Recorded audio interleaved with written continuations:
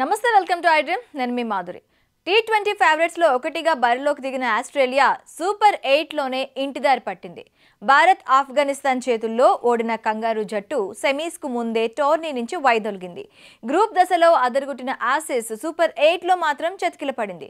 తొలుత ఆఫ్ఘన్ చేతుల్లో ఓడి సెమీస్ అవకాశాలను సంక్లిష్టం చేసుకుంది. ఆ తర్వాత భారత్ మీద కూడా ఓడి దాదాపు నాకౌట్ రేస్ నుంచి నిష్క్రమించింది.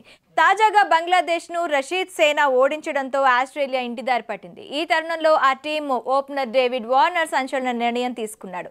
అంతర్జాతీయ క్రికెట్ కు గుడ్ బై చెబుతున్నట్లు ప్రకటించాడు. ఇప్పటికే వన్డేలు టెస్టులకు వీడ్కోలు పలికిన ఈ ఓపెనర్ ఇప్పుడు పొట్టి ఫార్మాట్ నుంచి తప్పుకున్నట్లు వెల్లడించారు. కెరియర్లో ఎన్నో ట్రోఫీలను ముద్దాడాడు వార్నర్. గత ఏడాది వన్డే ప్రపంచ కప్ నెగ్గిన ఆసీస్ జట్టులోనూ అతడు కీలకంగా వ్యవహరించాడు. మెగా టోర్నీల్లో కంగారుల ఛాంపియన్స్ గా నిలవడంలో అతడిది కీలక పాత్ర. అలాంటోడు ఇంకో ఐసీసీ ట్రోఫీని చేతబట్టి ఘనంగా కెరియర్కు గుడ్ బై చెప్పాలని భావించాడు. అయితే టీమిండియాపై ఓటమితో అతడి ఆశలకు బ్రేక్ పడింది. సెమీస్లోనే ఆ టీం కథ ముగిసింది.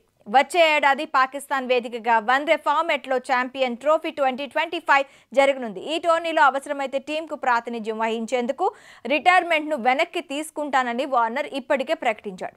అయితే అతడికి ఆస్ట్రేలియా మరో ఛాన్స్ ఇచ్చే సూచనలు కనిపించడం లేదు. టీ20 వరల్డ్ కప్లో సెమీస్కు ముందే జట్టు ఇంటిదారి పట్టడంతో క్రికెట్ ఆస్ట్రేలియా సమాన మార్పులు చేసే అవకాశాలు కనిపిస్తున్నాయి. టీంలో సరిగ్గా పర్ఫామ్ చేయని వారిని సెలక్షన్కు దూరంగా ఉంచే ఛాన్సులు ఉన్నాయి.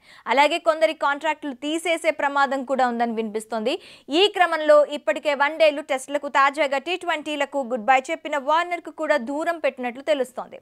రిటైర్మెంట్ వెనక్కి తీసుకోమని అతన్ని కోరే అవకాశం లేదని ఆసీస్ మీడియా అంటోంది. ఇవన్నీ చూస్తుంటే ఇక ఐపీఎల్ లాంటి లీగ్స్ తప్పితే వార్నర్ మళ్ళీ అంతర్జాతీయ క్రికెట్లో కనిపించే అవకాశం లేదని చెప్పాలి.